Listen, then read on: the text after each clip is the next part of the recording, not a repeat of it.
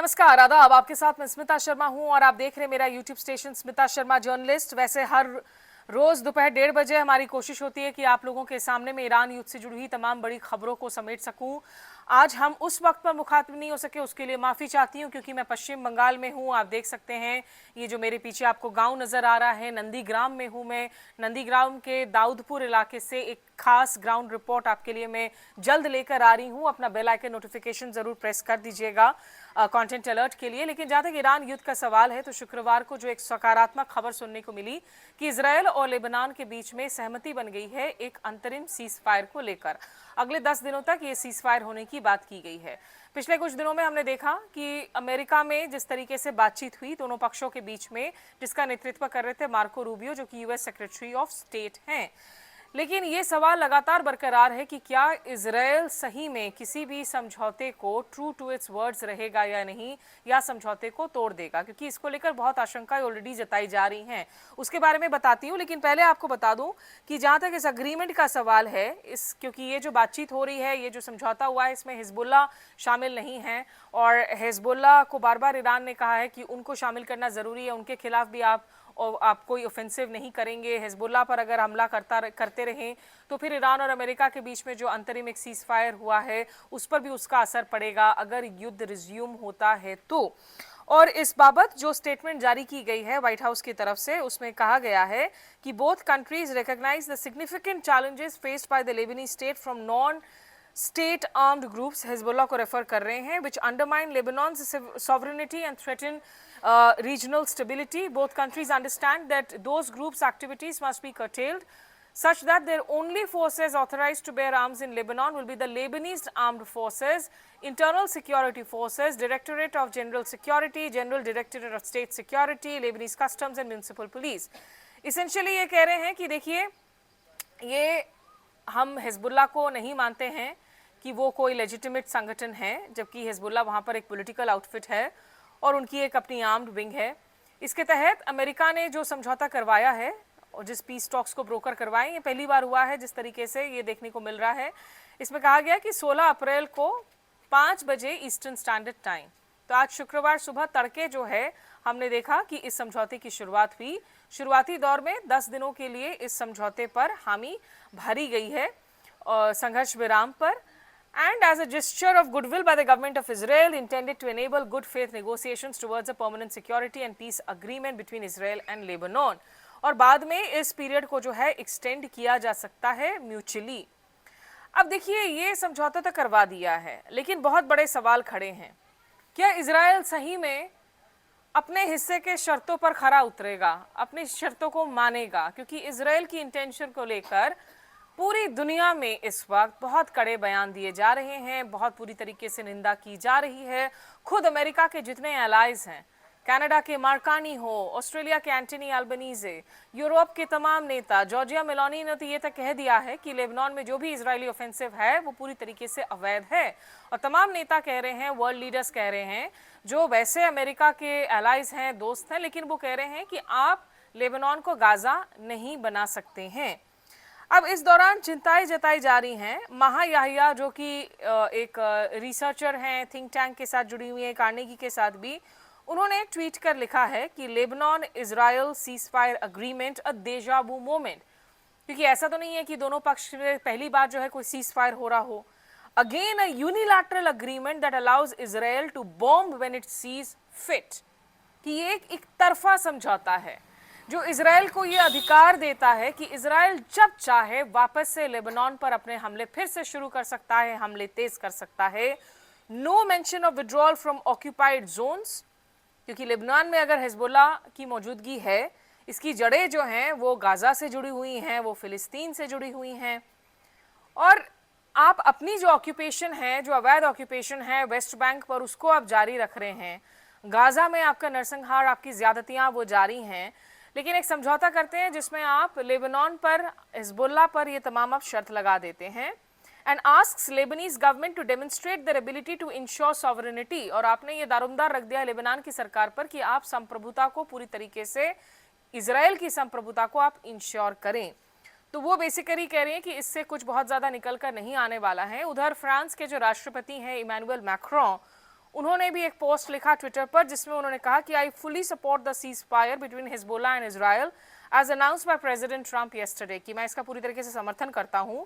I also express my concern that it may already been undermined by the continuation of military operations, कि मैं इस चिंता को भी जाहिर कर रहा हूं कि मुझे लगता है कि ये समझौता ऑलरेडी अंडरमाइन हो चुका है क्योंकि सैन्य ऑपरेशंस अभी भी जारी हैं।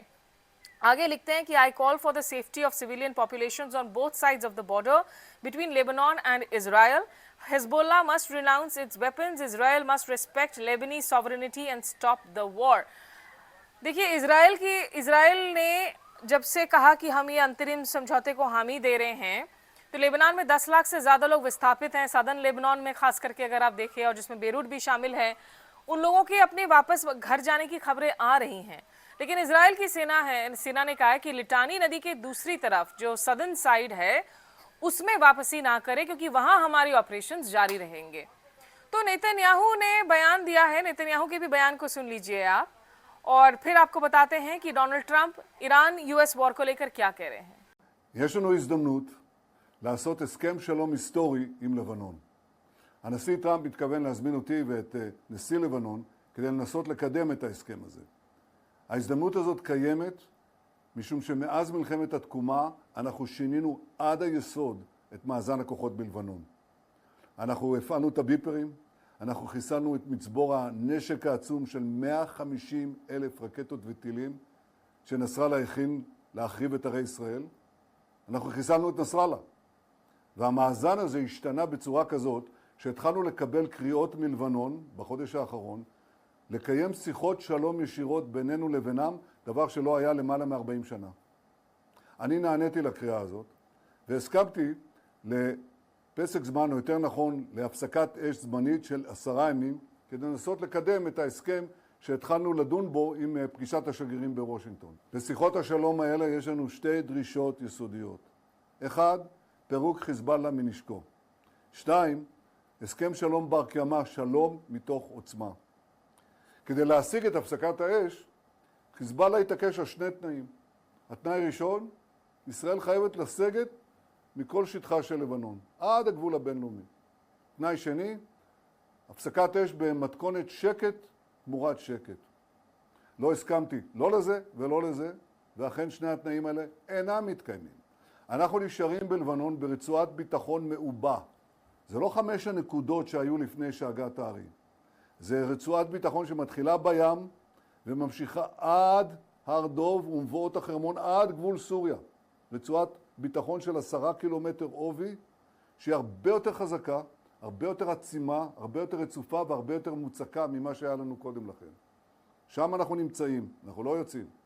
זה מאפשר לנו קודם כל לבלום את סכנת הפלישה לתוך היישובים שלנו, ושנית, זה מאפשר לנו למנוע ירי של נונטט ישיר לתוך היישובים.